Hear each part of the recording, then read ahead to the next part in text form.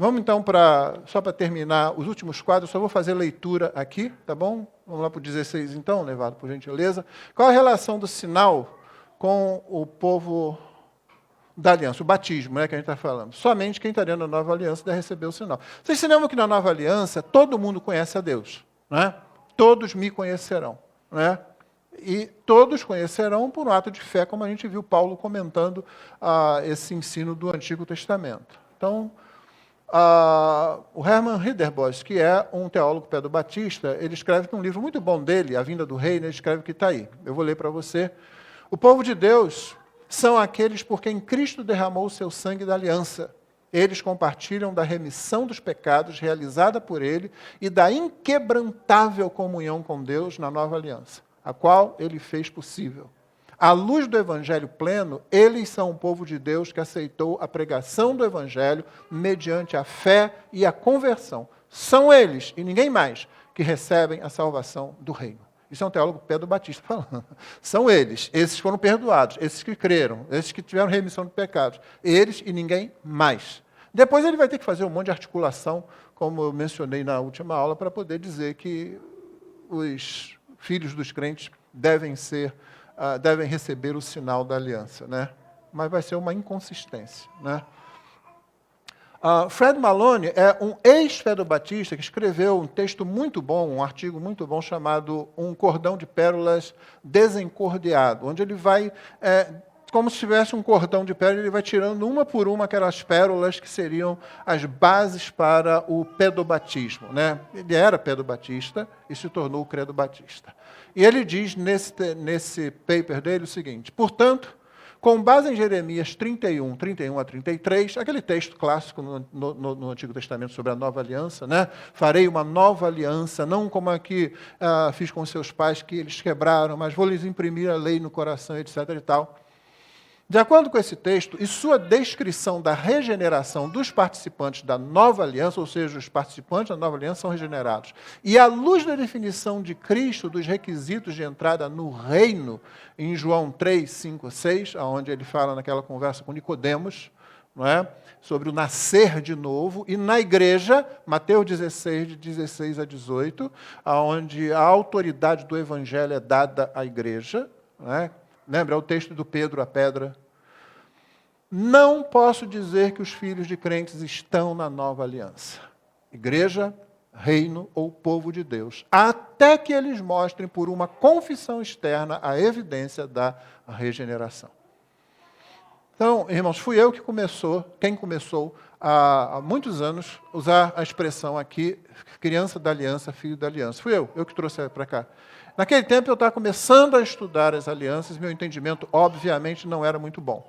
Então, eu usei essa expressão equivocadamente, e depois de alguns anos eu retirei, porque ela simplesmente não tem embasamento bíblico. Basta fazer aquela pergunta, né?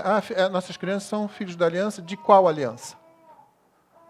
Se for de Abraão, tudo bem, então elas têm que receber o sinal, mas se for a nova aliança, elas têm que crer. Elas têm que ser regeneradas, elas têm que ter conhecimento de Deus, e a gente só pode saber disso quando um ser humano externa isso através de uma confissão de fé. Então, nós não podemos usar essa expressão, por mais que ela seja adorável. Não é? Eu adoraria poder continuar usando, mas já houve várias vezes coisas na minha vida cristã que eu tive, não dá. Não adianta, falar em línguas não é evidência de batismo do Espírito de jeito nenhum. Sim, teve uma época que eu iria falar em línguas, lá na minha adolescência, né? Uma igreja muito, que não expunha a palavra, uma igreja muito fria, né? Gente, eu quero o vigor dos pentecostais. Aí você vai tentar, mas Deus foi muito misericordioso comigo, né? Sempre esbarrava no ensino da palavra. Não dá. Não dá. Não vai ter, você não tem que falar em língua. Se você é crente, o Espírito já batizou você no corpo de Cristo, como Paulo diz, né? Uma definição de batismo, então, que ficou faltando, e ela é do Bob Jameson, no livro Batismo, a porta de entrada para a membresia da igreja. O batismo é um ato de uma igreja afirmar e representar a união de um crente com Cristo, é um ato, portanto, da igreja, imergindo em água. É também o ato de um crente se comprometer publicamente com Cristo e com seu povo, unindo assim um crente à igreja e o distinguindo do mundo. Tá? Jonatas, na pregação dele que vocês leram, né? Espero que tenham lido, cumprido a tarefa. Né? A tarefa, quando é para ler alguma coisa, irmão, falar aqui, você sabe que nem todo mundo vai falar, mas é para todo mundo ler. Eu não vou falar nada, então não vou ler. Não, a tarefa é você ler. Né? E alguns poderão falar, terão chance de falar, não dá para todo mundo falar, tá? Mas ler você tem que ler. O Jonatas fez uma boa abordagem dessa definição de batismo quando ele pregou no último batismo que veio aqui, o batismo do Efraim. Okay? E então, agora, por favor, o de hoje. Hoje nós vamos começar falando sobre convicção e, já falamos sobre convicção, lembra? Nós queremos ser crentes convictos, nós queremos ser batistas por convicção. Então, hoje nós vamos começar falando sobre convicção e sobre boa intenção. Tá? Esse aí é o nosso plano de estudos, e hoje é a primeira aula sobre a ceia do Senhor. E aí está o início que eu falei. Né? Tem que ficar usando óculos aqui, porque...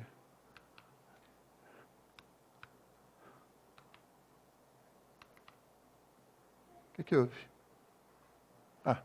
Como crentes devem se aproximar de qualquer doutrina. E aí eu coloquei aí, convicção versus o quê? Igreja? Vamos de novo tentar? Por favor, faça o pastor feliz. Responde assim, pastor, nós estamos aqui, viu? A boa intenção tem sido um dos piores inimigos da aplicação de doutrinas à vida da igreja. Por quê? Porque sobre convicção pessoal, nós temos, por exemplo, textos como esse. Vocês conseguem ler? Podem ler, por favor, o primeiro.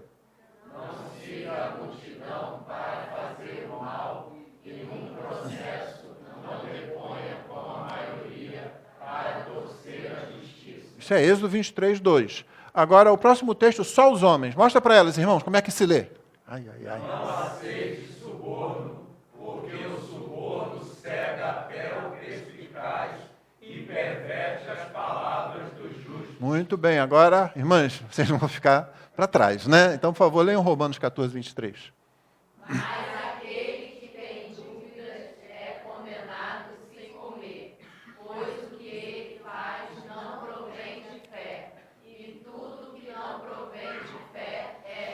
São três textos em três contextos diferentes, mas que falam da convicção. Num você não segue a multidão, no outro, por convicção, você não segue o suborno, e no outro você não toma decisões com relação ao que quer que seja que não considere a fé que você tem. São textos sobre convicção, nós poderíamos citar muitos outros exemplos na Bíblia de gente que tomou decisões e até perdeu a vida por convicção, e gente que se deixou levar. Agora, sobre boa intenção, o conceito é, por natureza, subjetivo. Mas eu fiz com boa intenção. Já ouviu essa? Eu tive a melhor das intenções. Foi para o seu próprio bem. Né? Tem uma forma correta e uma forma errada de falar essas coisas. Né? Eu costumo dizer que os maiores males feitos no contexto da humanidade foram com essa justificativa. Não, mas eu estou fazendo isso para o bem de vocês. Muitos ditadores, governantes já fizeram isso. Não é para o bem de vocês. Confiem em mim. Irmão, eu só confio em Jesus, eu não confio nem em mim mesmo. E aí o camarada, não, confia em mim que vai dar certo para você. Não, desculpe. Só Jesus é digno de confiança absoluta. Todo o resto de confiança é relativa. Em geral, a boa intenção interpreta erradamente definições bíblicas, como essas estão aí. Amor, paz, unidade, comunhão. A boa intenção, não prega essa doutrina batista, poxa, vai dividir a igreja com os presbiterianos ou com os outros lá e tal. Né? Olha, não vamos fazer a disciplina da igreja, a gente precisa manter a unidade da igreja, entendeu? E então não vamos fazer disciplina, já é tão ruim, já é tão difícil trazer alguém para dentro, a gente ainda vai botar alguém para fora. Eu já ouvi isso várias vezes ao longo da minha vida cristã. Boa intenção. Mas eu me lembro que eu era ainda um garoto, um adolescente na igreja, acho que eu era adolescente, eu estava entrando na juventude, quando eu vi pela primeira vez um pregador dizer uma frase icônica. De boa intenção, o inferno está cheio. Porque boa intenção não salva. E o que a gente chama de boa intenção pode ser apenas uma subversão de um amor deficiente, um amor fraco, um amor que não lida com a verdade, não folga com a justiça, na tradução antiga de 1 Coríntios 13. Né? Ele não se alegra com a justiça. Né? Ele rejeita a injustiça, o amor, e rejeita a mentira, aquilo que não é verdade. Ele rejeita completamente. Falar a verdade em amor é um dos exercícios mais difíceis que as igrejas experimentam. Porque você tem que falar em amor, mas você tem que falar a verdade. Então, boa intenção acaba sendo ruim quando a gente entra nos assuntos que nos definem dentro de uma certa persuasão denominacional. Nós somos batistas. Boa intenção vai nos atrapalhar na convicção a respeito do que a gente crê.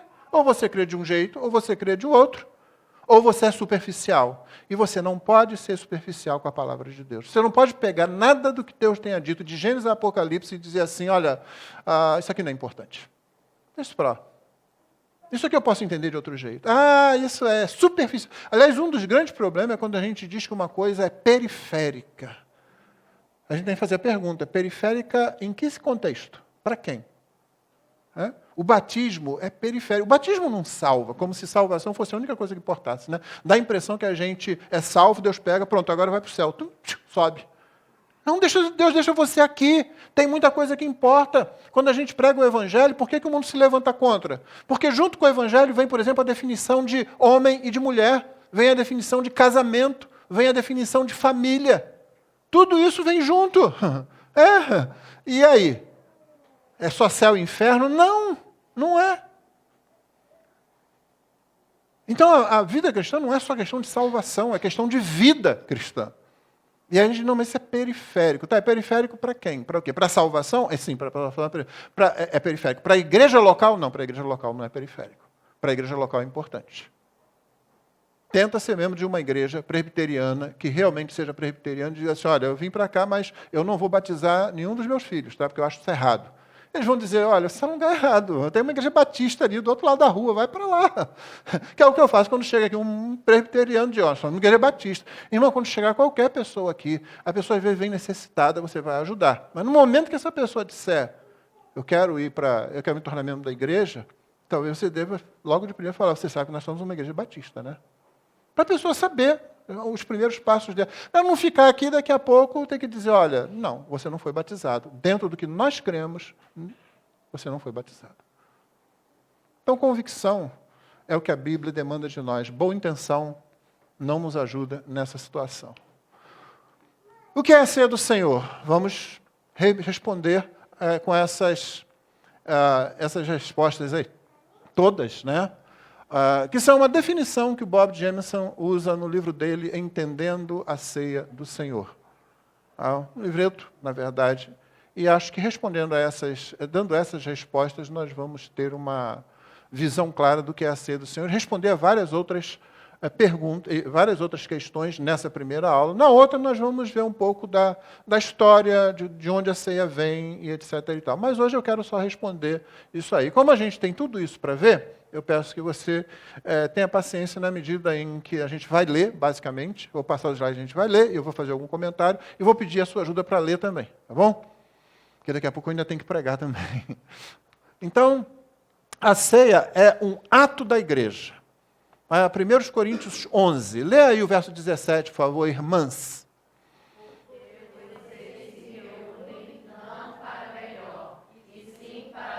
O verso 18, homens. Porque antes de tudo, estou informado de que, quando se reúnem na igreja, existem divisões entre vocês. Capítulo 11, Paulo está tratando da ceia do Senhor. A partir do versículo 17, ele trata da ceia do Senhor. E olha o que ele fala.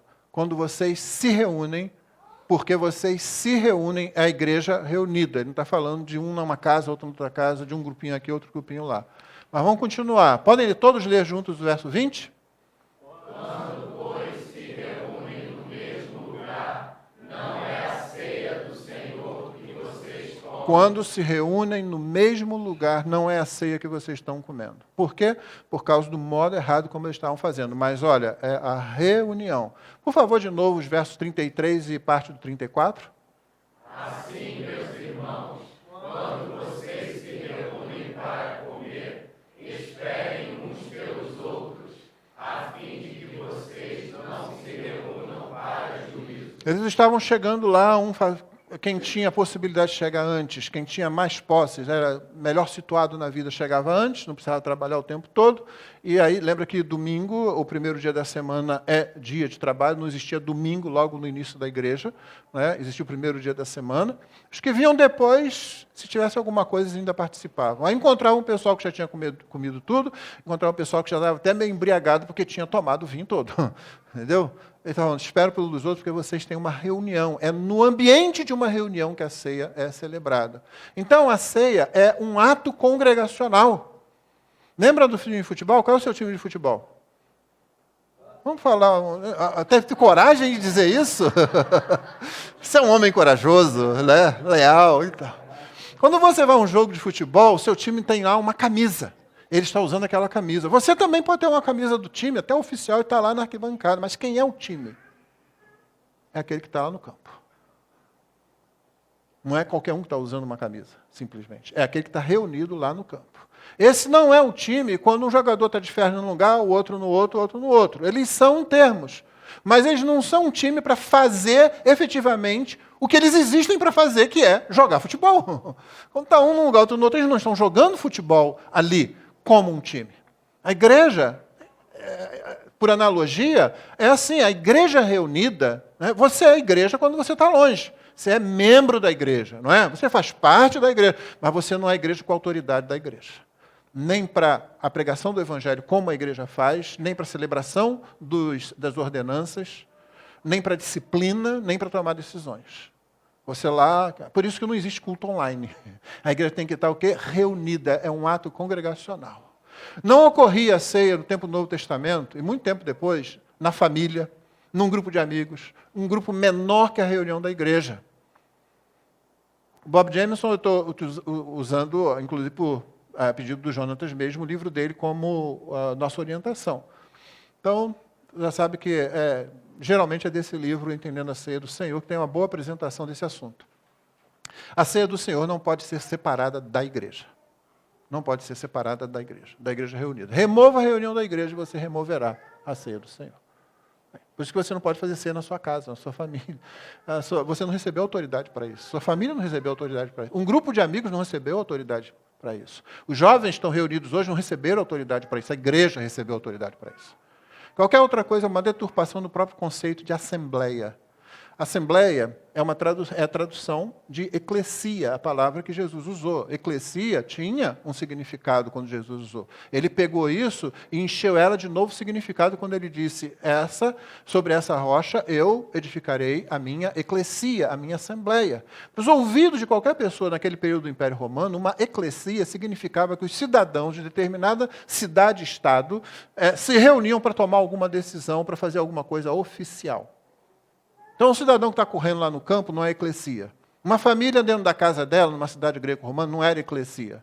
Eclesia era quando se reunia para tomar uma decisão ou fazer qualquer outra coisa, mesmo que fosse uma celebração de forma oficial. No Antigo Testamento você também tem esse conceito, o conceito de kahal. Então, eclesia está mais ligada ao conceito do Antigo Testamento do que ao ambiente greco-romano. Porque já no Antigo Testamento, quando o povo de Israel era convocado, olha, jejum de 3 dias, no terceiro dia todo mundo vai se encontrar em tal lugar, e todo mundo ia para lá. É a kahal, a grande assembleia, que se reunia com um objetivo definido. Então esse conceito está no Antigo Testamento, ele está no Novo Testamento, e não era estranho, totalmente estranho, aos ouvidos daqueles que ouviram Jesus dizer aos seus discípulos, quando ele disse, eu vou edificar a minha eclesia. Deu para entender? Não é um grupo qualquer, um amontoado de gente ali, como se você tivesse entrado num vagão do metrô. Pronto, tem um grupo de gente lá, aquilo não é uma assembleia, aquilo não é uma igreja. Entendeu? A família não é uma igreja. Um grupo de amigos crentes não é uma igreja. Um grupo, como eu tinha lá no BNDES, né, e eu era um dos líderes lá, um grupo de crentes de várias denominações, não é igreja. A igreja é a igreja local. É por isso que das 116, 119 vezes que a palavra eclesia aparece no Novo Testamento, mais de 90 se refere indubitavelmente a uma igreja local. É o principal tema quando se fala de igreja, é igreja local no Novo Testamento. Tá? O que é a ceia do Senhor? É um ato de comunhão com Cristo e com os outros. Essa é a outra resposta. além de ela ser um ato da igreja, ela é um ato de comunhão com Cristo e uns com os outros. Podem ler aí 1 Coríntios 10, 16, por favor?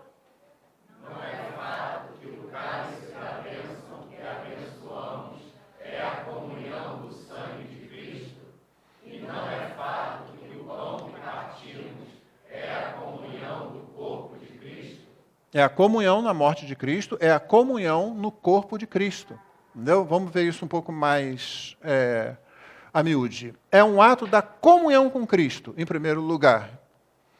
E, tirado do mesmo livro que eu já citei, assim como nós nos alimentamos do pão e do vinho com a boca, assim nos alimentamos de Cristo em nossos corações pela fé.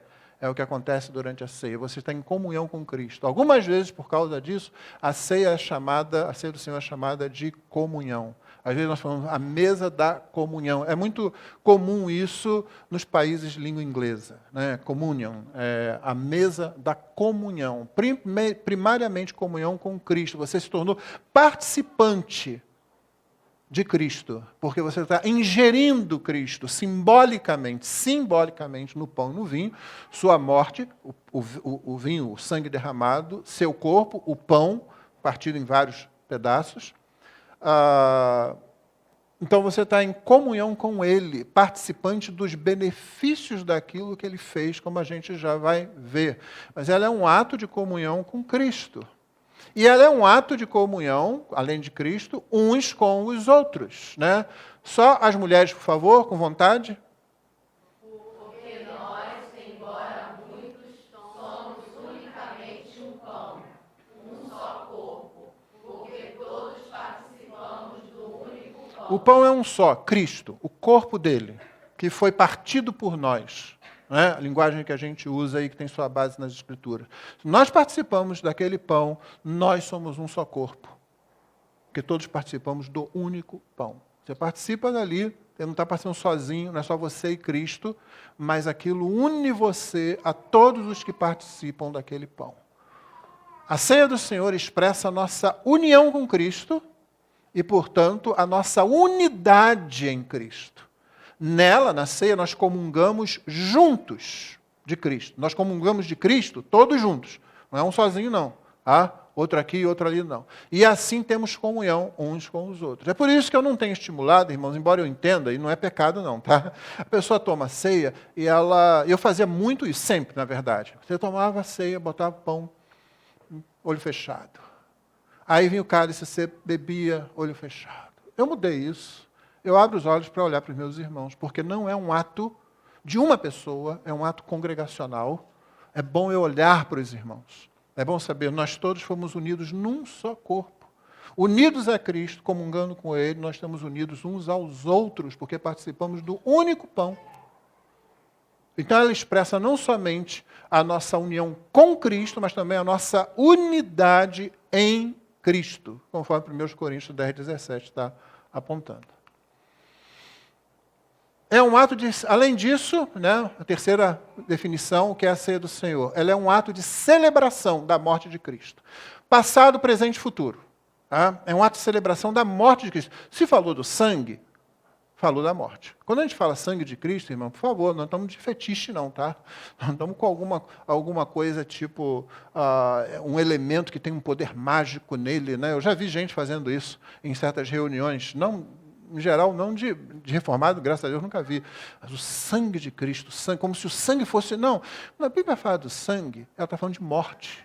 O sangue é a vida, diz lá já no livro de Gênesis. O sangue derramado significa morte. O sangue tem que estar dentro do corpo. Se ele começa a sair do corpo, você está morrendo. O sangue fora do corpo significa morte. É isso que sangue significa. Então você está celebrando a morte de Cristo. Você levanta o cálice que simboliza o sangue, a morte de Cristo. Entendeu? Em todo o Antigo Testamento, sangue derramado é morte. Um animal era morto, o sangue era colhido, era levado para dentro do Santo dos Santos e aspergido lá dentro. Morte. Sem derramamento de sangue, diz Hebreus, não há remissão de pecados. Tá? Então, Lucas 22, 19, o Senhor Jesus, na instituição da ceia, você vê que a ceia aponta para o passado. E pegando um pão, tendo dado graças, o partiu e lhes deu, dizendo, isso é o meu corpo, que é dado por vocês, façam isto em memória de mim. Lembra da frase antiga?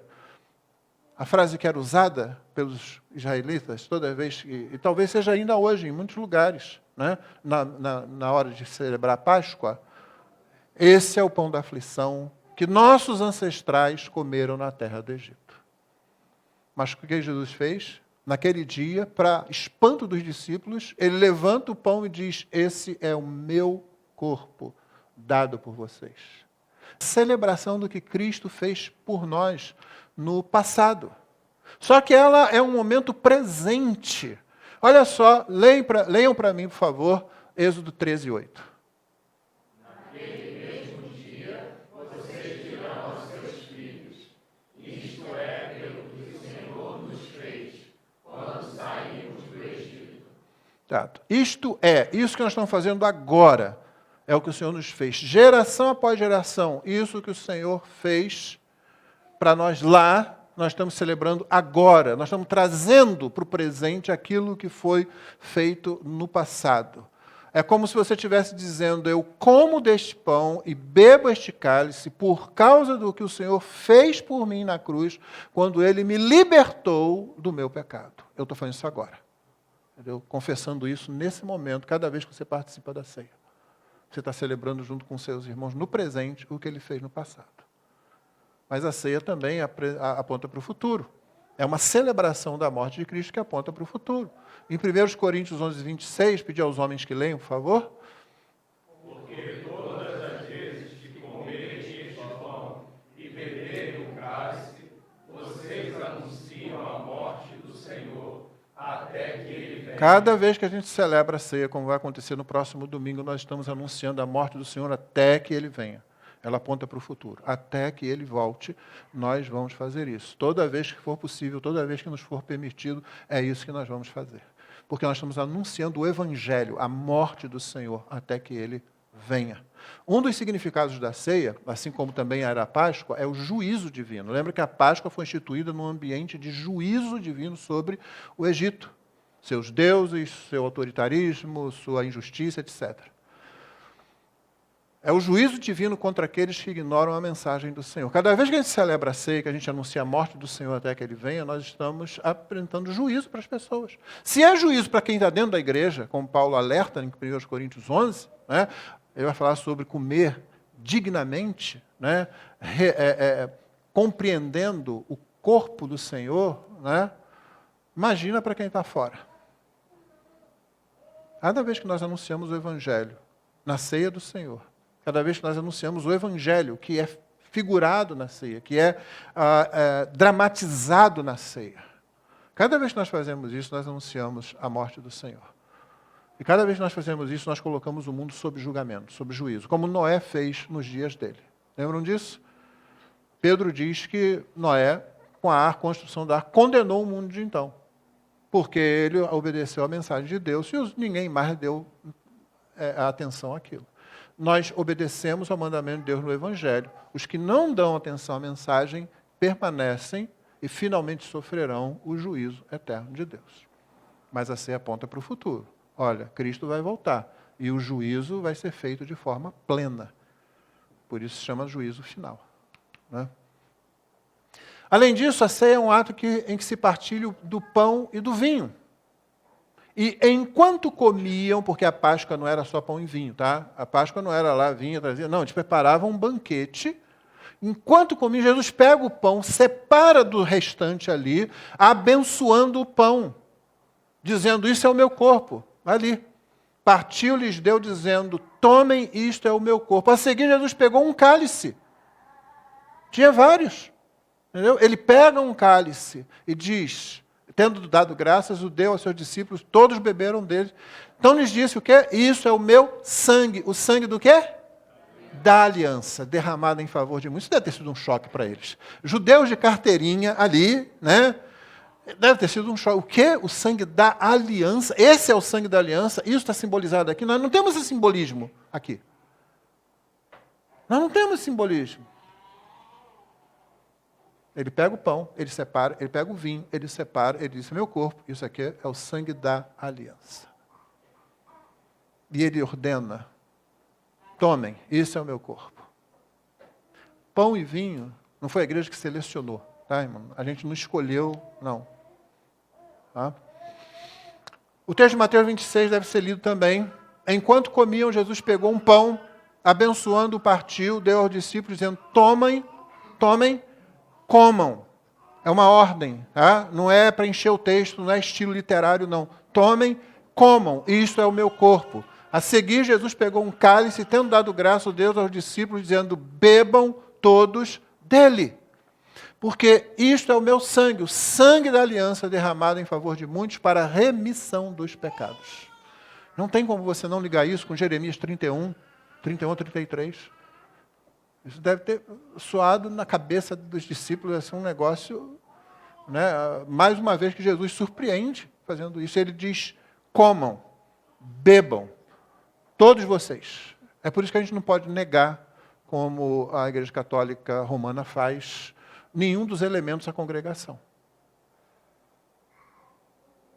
Não posso, só o pastor toma lá o vinho, a congregação só come o pão. Não posso. O Senhor Jesus mandou que todos. Ele separou os elementos, ele ordenou como deveria ser feito. Isso foi ele quem fez. Né?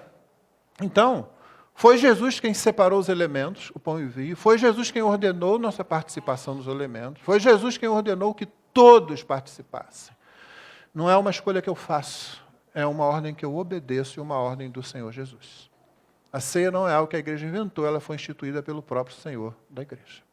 Estão me acompanhando até aí? Muita informação, mas vocês vão ter esses slides e vocês vão poder... Eu sei que vocês são aplicados, certamente vocês verão isso ao longo da próxima semana várias vezes, não é? É um ato do crente, do membro da igreja. Sim, é um ato da igreja, nós vimos lá no começo, mas é um ato do crente. 1 Coríntios 11, 27. As irmãs podem ler? Por isso, aquele que comer o pão ou beber o cálice do Senhor indignamente será réu do corpo e do sangue do Senhor.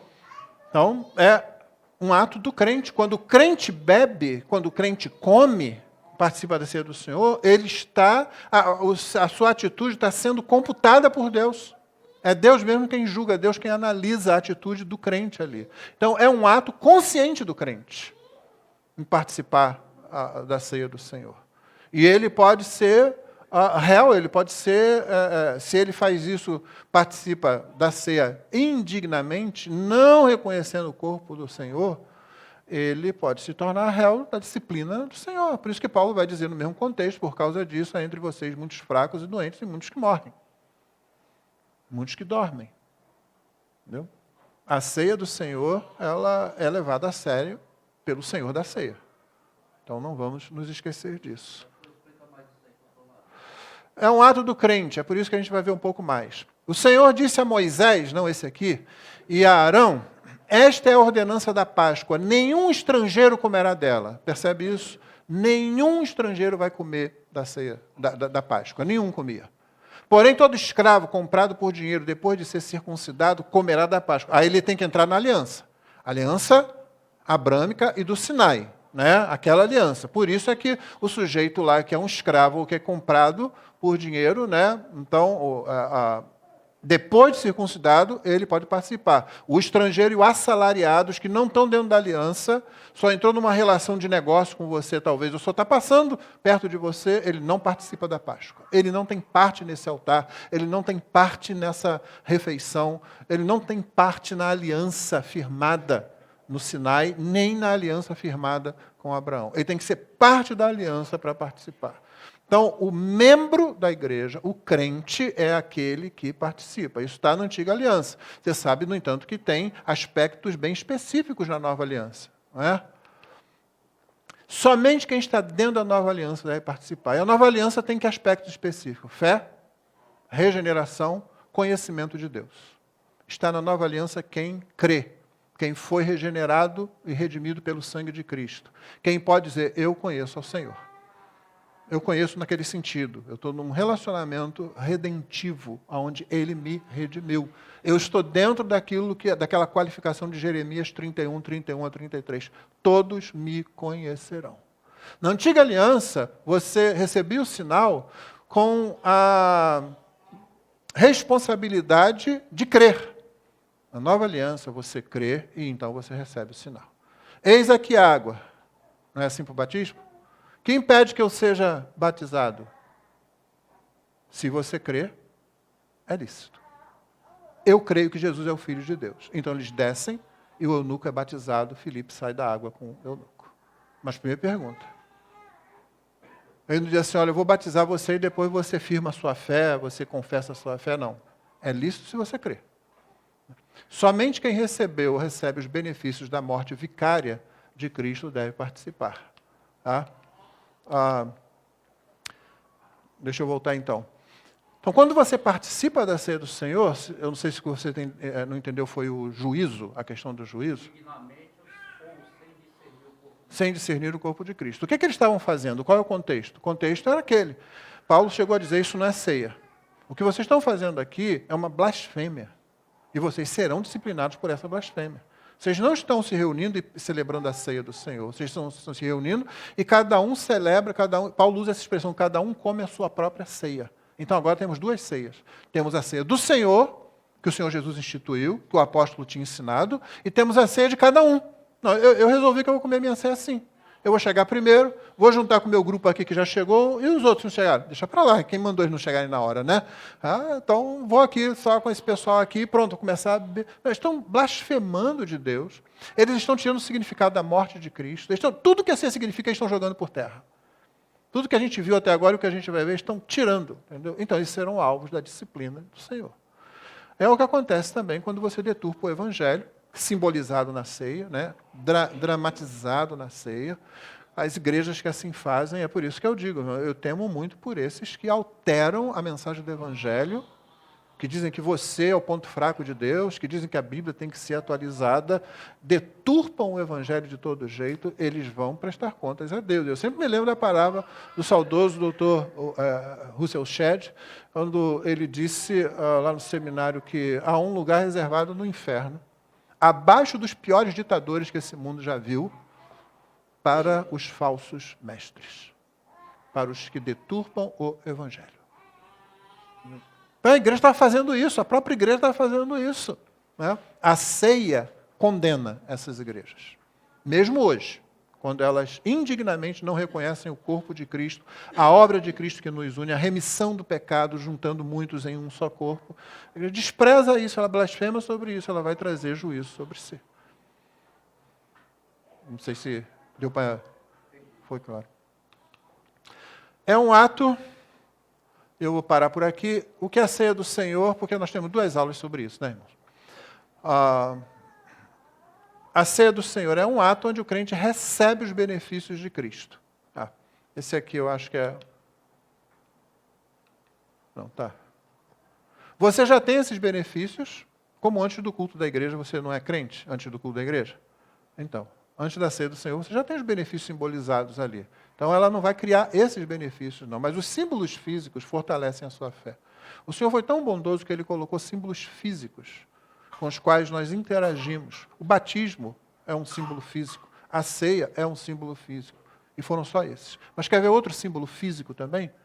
A comunhão dos santos. O ajuntamento dos santos.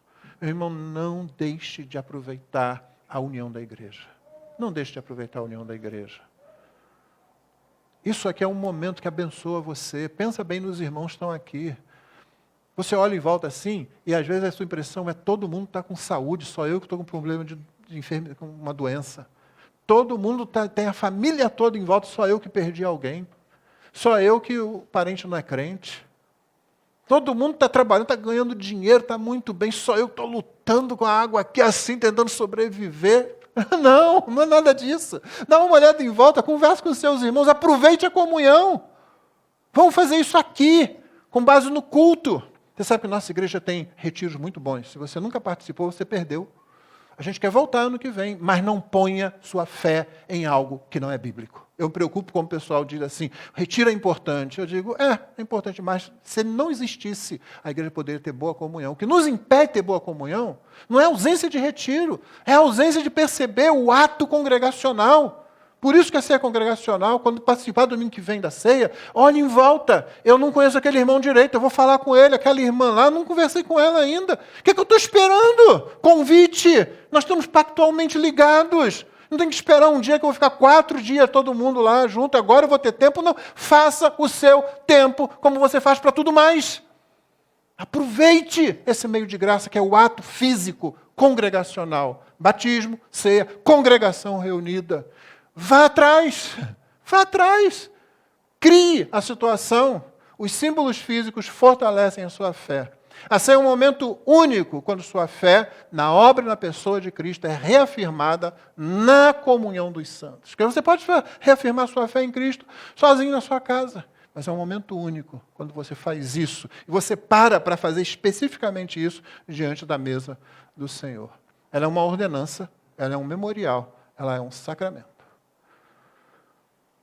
Eu quero que você me traga essas 3 definições no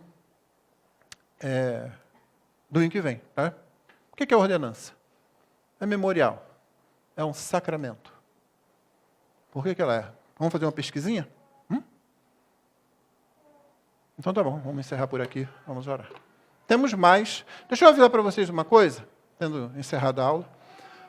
Nós vamos ter aqui, eu combinei com o Jonatas, né, eu tinha pedido a ele isso desde o começo. Jonatas, deixa aí uns 2 domingos pelo menos, em que a gente vai fazer o seguinte, eu vou vir para cá com ele, e vocês vão fazer as perguntas que eu sei que estão na cabeça de vocês. Isso não impede que vocês façam a pergunta hoje quando chegar em casa, ou daqui a pouco, manda para mim. Pastor, isso assim, antes que você esqueça. Manda para o meu zap, está lá, a gente vai levar em consideração e vai responder. Mas nós vamos ter um dia que nós vamos parar aqui, tipo um painel, e aí as perguntas que vocês tiverem enviado, nós vamos tratar daquelas perguntas e algum comentário que possa ser feito na hora, ou mesmo uma pergunta que surja na hora, tá bom?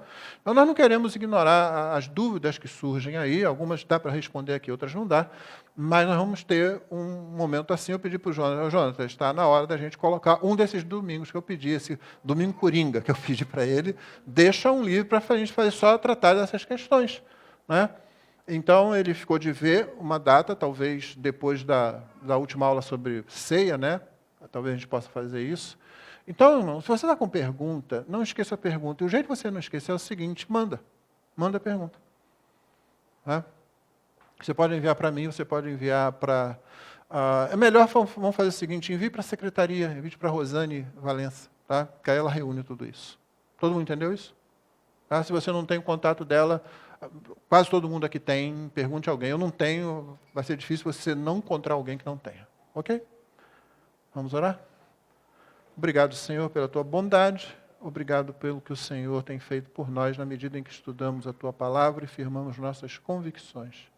Que as nossas intenções não sejam boas, que as nossas intenções sejam realmente fundadas no Evangelho, Senhor. Firmadas em Ti com convicção a respeito do que a Tua palavra diz. Que assim tenhamos integridade de mensagem e, por causa disso, credibilidade, não tirando do nome de Jesus a glória que Ele tem. Em nome dele é que nós oramos. Amém.